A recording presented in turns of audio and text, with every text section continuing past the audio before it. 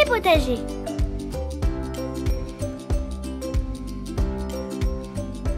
Aujourd'hui, les indispensables.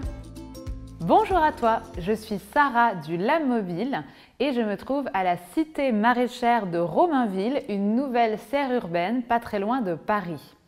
Dans cette saison de Mon premier potager, on va apprendre à jardiner ensemble. Lors de chaque épisode, je vais te donner des trucs et astuces pour avoir de belles plantes et un beau potager à la maison. Tu vas voir, le jardinage, c'est simple, facile et surtout super amusant. En plus, pour jardiner, pas besoin d'avoir un jardin. Toutes les plantations que je vais te montrer, tu peux les réaliser à l'intérieur dans des jardinières ou des bacs, dans un jardin évidemment si tu en as un, ou pourquoi pas même à l'école. Alors, prêt à jardiner ?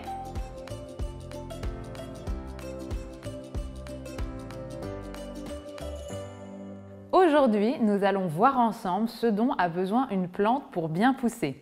Car oui, les plantes, ce sont des êtres vivants, un peu comme toi et moi. Mieux tu connaîtras leurs besoins et mieux tu pourras t'en occuper et donc mieux elles vont pousser. La première chose dont ont besoin les plantes, la première matière vitale, c'est la terre.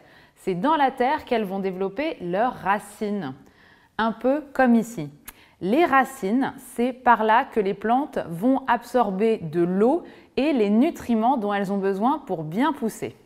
Si toi aussi tu as récupéré de la terre dans un jardin, commence par vérifier qu'il n'y ait pas de déchets dans cette terre qui pourraient poser problème pour tes plantes. Par exemple, vérifie qu'il n'y ait pas de déchets plastiques, un peu comme cela, qui pourraient casser les racines. Et vérifie aussi qu'il n'y ait pas trop de gros cailloux, des cailloux un peu comme ça. Ça va empêcher les racines de bien se développer dans la terre. Maintenant que ma terre est débarrassée de ces déchets et des gros cailloux, je peux aussi lui donner un petit coup de pouce pour que les plantes poussent mieux. Pour cela, on va utiliser du compost. Le compost, c'est des épluchures, des restes de végétaux qui se sont décomposés et qui ont recréé une terre qui est très riche en nutriments, tu sais, les mêmes nutriments que les plantes absorbent par leurs racines. Tu peux donc rajouter du compost pour enrichir ta terre. Je viens faire un petit trou dans ma jardinière et je vais mettre une belle poignée de compost. Comme ça. Ensuite, je vais mélanger ma terre. Pour ça, si tu en as une, tu peux utiliser une griffe. Une griffe, c'est cet outil du jardinier qui permet de bien mélanger la terre, pour bien mélanger le compost, et de l'aérer également si elle est trop compacte. Voilà.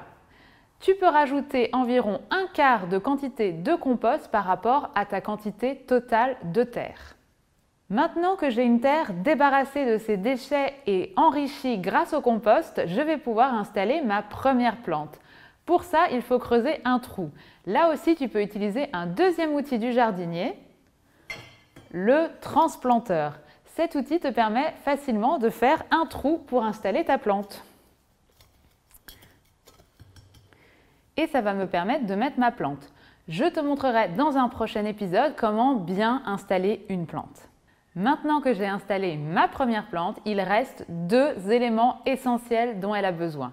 Elle a besoin de soleil et elle a besoin d'eau. Mais attention, ces deux éléments sont à lui donner en quantité variable en fonction de ce qu'elle aime. Certaines plantes vont bien aimer prendre des grands bains de soleil et se plairont vraiment très bien en plein soleil, alors que d'autres vont préférer l'ombre. Et pour l'eau, c'est pareil. Le cactus, par exemple, a besoin de très peu d'eau, alors que la tomate a besoin d'être arrosée régulièrement pour bien pousser. Fais donc attention à bien doser ces éléments en fonction de ce qu'a besoin ta plante.